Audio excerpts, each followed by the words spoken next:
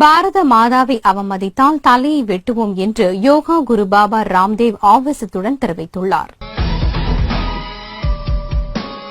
பாரத மாதாவை அவமதிப்பவர்களின் தலையை வெட்டித் தள்ளுவோம் என்றும் கூறியுள்ளார். ஒன்றல்ல 1000 லட்சம் தலைகளை துண்டிக்கும் ஆற்றல் தங்களுக்கு இருப்பதாகவும் அவர் தெரிவித்தார். கிறிஸ்தவ தேவாலயங்கள் இடிக்கப்படுவது தொடரும் என்று விஸ்வ இந்து பரிஷத் எச்சரிக்கை விடுத்துள்ளது.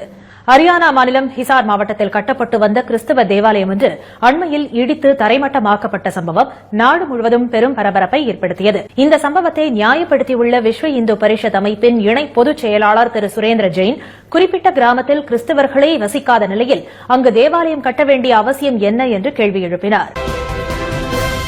இஸ்லாமியர்கள் 10% இருந்தாலே அந்த இடத்தில் வன்முறை நடக்கிறது என்றும், இஸ்லாமிய இளைஞன் இந்து பெண்ணை திருமணம் செய்தால் அதற்கு எதிராக 100 இஸ்லாமிய பெண்களை இந்து இளைஞர்கள் திருமணம் செய்ய வேண்டும் என்று பாஜக எம்பி யோகி ஆதித்யநாத் தெரிவித்த கருத்திற்கு இந்தியா முழுவதும் கடும் எதிர்ப்பு ஏற்பட்டது. இயேசுநாதர் பிறப்பால் ஒரு இந்து என்றும், இயேசுவின் இயற்பெயர் கேஷா கிருஷ்ணா எனவும், அவரது தாய்மொழி தமிழ் என்றும் தெரிவிக்கப்பட்டுள்ளது. பின்னர் இமயமலையில் மடத்தை நிறுவி சிவபெருமானை பூஜித்து இயேசு முக்தி பெற்றதாகவும் RSS புத்தகத்தில் கூறப்பட்டுள்ளது. அகில பாரதிய இந்து மகாசபை தலைவரான சாத்வி தேவா தாக்கூர் என்ற அந்த பெண் சாமியார் முஸ்லிம் கிறிஸ்தவ மக்களுக்கு கட்டாய கருத்தடை செய்யப்பட வேண்டும் என்றும் அவர் கூறினார். இந்து மத கடவுள் சிலைகளை சிறுபான்மை பிரிவினரின் வழிபாட்டு தலங்களில் வைத்து அவற்றை கோயில்களாக மாற்றுவது அவசியம் என்றும் சாத்வி தேவா தெரிவித்தார். பாரத் மாதா கே ஜெய் என சொல்லாதவர்கள் இந்தியாவில் வாழ தகுதியற்றவர்கள் என மகாராஷ்டிர மாநில முதலமைச்சர் தேவேந்திர பட்னவிஸ் தெரிவித்துள்ளார். உலக அதிசயங்களில் ஒன்றான தாஜ்மஹால் சிவன் கோவில் இருந்த இடத்தில் கட்டப்பட்டது என்று உத்தரப்பிரதேச பாஜக தலைவர் லட்சுமிகாந்த் வாஜ்பாய் தெரிவித்த கருத்திற்கு கடும் எதிர்ப்பு ஏற்பட்டது. இஸ்லாமியர்களும் கிறிஸ்தவர்களும் வேற்று கிரகவாசிகள் என பாஜகவின் குடியரசுத் தலைவர் வேட்பாளர் ராம்நாத் கோவிந்த் பேசியது வைரலாகி சர்ச்சையை ஏற்படுத்தி வருகிறது. 2010ஆம் ஆண்டு இடஒதுக்கீடு பற்றி நீதிபதி ரங்கநாத் மிஸ்ரா கமிஷன் பரிந்துரையில் இஸ்லாமியர்களுக்கு 10% மற்ற சிறுபான்மையினருக்கு 5% வழங்க வேண்டும் என தெரிவிக்கப்பட்டிருந்தது. இதற்கு கடும் கண்டனம் தெரிவித்த ராம்நாத் கோவிந்த், இஸ்லாமியர்களும் கிறிஸ்தவர்களும் இந்தியாவின் வேற்று கிரகவாசிகள் என்றும் அவர்களுக்கு இடஒதுக்கீடு அளிக்கக்கூடாது எனவும் தெரிவித்திருந்தார்.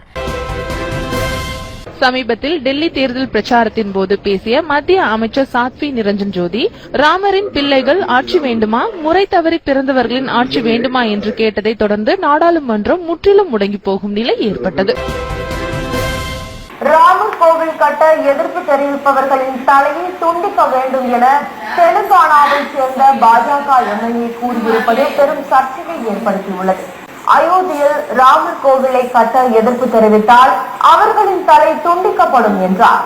ராமர் கோவிலை எதிர்ப்பவர்களின் தலையை துண்டிக்கத்தான் இத்தனை ஆண்டு காலமாக காத்திருப்பதாகவும் அவர் கூறினார்.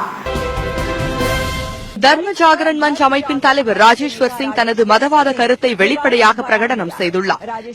டிசம்பர் 31, 2021ற்குள் இந்தியாவிலிருந்து இஸ்லாம் மற்றும் கிறிஸ்தவ சமயங்களை முழுமையாக அழித்து விடுவோம் என்ற சர்ச்சைக்குரிய முடிவை வெளியிட்டுள்ளார். இது மட்டுமல்லாமல் 2021ஆம் ஆண்டு முதல் இந்தியாவை முற்றிலும் இந்து நாடாக மாற்றிவிடுவோம் என்ற மற்றொரு கருத்தையும் தெரிவித்துள்ளார். டிசம்பர் 31, 2021ஆம் ஆண்டு இந்தியாவில் கிறிஸ்தவர்கள் மற்றும் இஸ்லாமியர்களின் இறுதி நாளாக இருக்கும். டிசம்பர் 31, 2021க்கு முன்னரே இந்தியர்கள் அனைவரும் இந்துக்களாக மாற்றி விடுவோம்.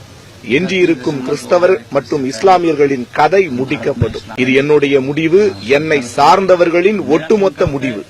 இதை முற்றிலுமாய் செயல்படுத்த நாங்கள் முழுமூச்சாய் பாடுபடுவோம்.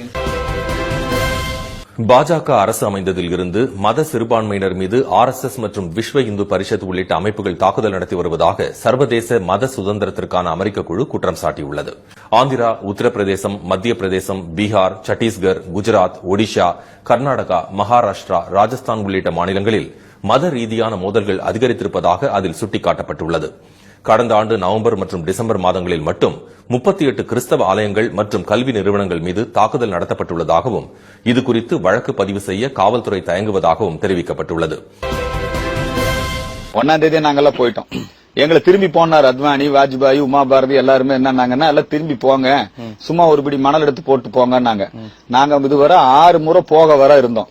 இந்த முறை நாங்க திரும்பி போக மாட்டோம், நாங்க இந்த கட்டடத்தை காலி பண்ணிட்டு தான் போவோம்னு நாங்க இருந்தோம். புரியுதுங்களா? நாங்க தான், அதுல ஒண்ணும் மாற்று கருத்து இல்ல. நாங்க இருந்தோம், அங்க இருக்கிற போலீஸ், அங்க இருக்கிற ராணுவம் எல்லாரும் சேர்ந்தாங்க. எல்லாரும் சேர்ந்துதான் அந்த கட்டடத்திலிருந்து ஒரு செங்கல் ஒரு மண்ணுடன் பூரா தூக்கிட்டு வந்துட்டோம். எங்களை எல்லாம் நீ ஈஸியாக நினைத்து இங்கே கை நீட்டினால் ராமநாதபுரம் கோயம்புத்தூர்ல என்ன நடந்தது உக்கடம் பிரச்சனையிலே ஒரு நாய் கூட இஸ்லாமிய நாய்கள் இங்கே தொழில் செய்ய முடியாது, நொறுக்கி விட முடியும் எங்களால். தமிழகத்தில் இருக்கின்ற ஆட்சி எடப்பாடி ஆட்சியாக இருந்தாலும் இந்தியா முழுவதும் இருக்கக்கூடிய தமிழ்நாடு முழுவதும் இருக்கக்கூடிய மசூதிகளை இடிக்க வேண்டும். ஒரு மசூதிகளை இடிக்கையா தமிழ்நாடு முழுவதும் இருக்கக்கூடிய அனைத்து மசூதி இடித்து தரலாம். யாருக்கு எப்ப வந்து மசூதி? Police is corrupt. போலீஸோட ஈரல் 100% அழிய போச்சு. சரி, நான் ஒரு ஹிந்து வீடு வழியா போவேன், முடிஞ்சா தடுத்து பாருங்க, நான் பாத்துக்கிறேன். ஹைகோர்ட்டாக மயிலாவது லஞ்சம் வாங்கிட்டு இருக்கீங்களா? ஐயா, லஞ்சம் கிறிஸ்தவன் முஸ்லீம் வாங்கல, நான் தரேன் லஞ்சம். இல்லையா உங்களுக்குலாம் யூனிஃபார்ம் போட வெக்கமால? நான் எப்படி கீழே நின்று பேச? எனக்கு ஸ்டேஜ் வேணும். ஜாமியா மில்லியால நான் கேட்கறேன், காம்பவுண்டுக்கு வெளியில கல்லு விழும்னா அது எப்படி விழுந்ததோ, எந்த முறையில விழுந்ததோ அந்த மாதிரி காம்பவுண்டுக்குள்ள குண்டு பாயும். எவனாவது நமது தெய்வத்தையோ இந்து தர்மத்தையோ பேசினால் அவனை கொலை செய்வதற்கு நாம் கூட தயாராக இருக்க வேண்டும். வைரமுத்து கொலை செய்யலாமா, செய்யக்கூடாதா? வைரமுத்துவை, இந்த வைரமுத்துவை போன்றவர்களையும் வீரமணி போன்றவர்களையும் நாம் இந்த நாட்டை விட்டே துரத்த வேண்டும். பேசினா சுவாமி சொன்ன மாதிரி நம்ம அங்க போகணும். இத்தனை நாள் சாமியார் எல்லாம் வந்து சும்மா உட்கார்ந்து இருந்தோம். இப்ப நாங்களும் எல்லாரையும் வந்து கண்ணாடி விட முடியும், எடுப்போம். பெண் செய்தியாளர்கள் குறித்து தரக்குறைவான கருத்துக்களை பதிவிட்ட எஸ்வி சேகர் மீது போலீசார் கைது நடவடிக்கை எடுக்காதது பல்வேறு கேள்விகளை எழுப்பியுள்ளது. எஸ்வி சேகரை கைது செய்ய தயங்கும் போலீஸ் அவருக்கு தொடர்ந்து பாதுகாப்பும் அளித்து வருகிறது. சென்னையில் நடைபெற்ற தென்னிந்திய திரைப்பட மற்றும் தொலைக்காட்சி தயாரிப்பாளர் சங்க தேர்தலில் போலீஸ் பாதுகாப்புடன் வந்து எஸ்வி சேகர் வாக்களித்துள்ளார். ஸ்டெர்லைட் மற்றும் பசுமை வழிச்சாலைக்கு எதிராக போராடுபவர்களை வீடு புகுந்து கைது செய்யும் போலீஸ் எஸ்வி சேகரை மட்டும் கைது செய்ய தயங்குவது ஏன் என்பது பொதுமக்களின் கேள்வி. இஸ்லாமியர்களுக்கு இங்கு வாக்குரிமையே கொடுக்கக்கூடாது, சுப்பிரமணிய சாமியுடைய கருத்து. சட்டத்தை வைத்து பேசுகிறேன், காவல்துறையை வைத்து பேசுகிறேன், நீதிமன்றத்தை வைத்து பேசுகிறேன். இந்த தேசத்தில் அரசு இருக்கிறதா? காவல்துறை இருக்கிறதா? நீதிமன்றம் இருக்கிறதா? அப்படி இருக்கிறது என்றால் இப்படி ஒரு அயோக்கியத்தனமாக பேசிவிட்டு அவன் நாட்டிலே சுதந்திரமாக திரியலாமா?